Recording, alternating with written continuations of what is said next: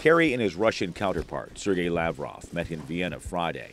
That diplomatic effort has been attempted before, and each time it has failed to halt the conflict that has left hundreds of thousands of Syrians dead and created the worst refugee crisis since World War II.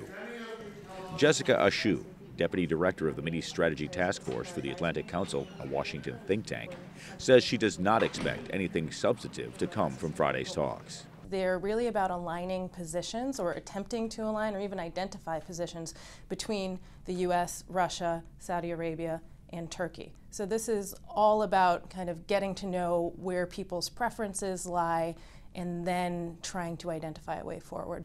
Ashu says it will be difficult for Kerry to find common ground with Russia, as the two sides cannot even agree on the difference between the opposition to Syria's Assad regime and terrorists.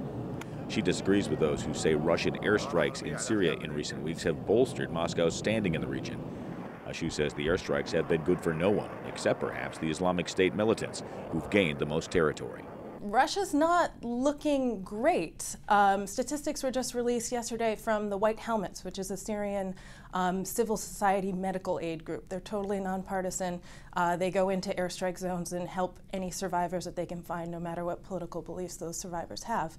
And so the White Helmets gave statistics to the UN Security Council yesterday, saying that for the month of September, Russia is actually now the #1 killer of civilians in Syria. Those statistics do not necessarily give Kerry the upper hand in the talks, Ashu says, because the Russians are rarely embarrassed into negotiating for humanitarian reasons. Jeff Custer, VOA News, Washington.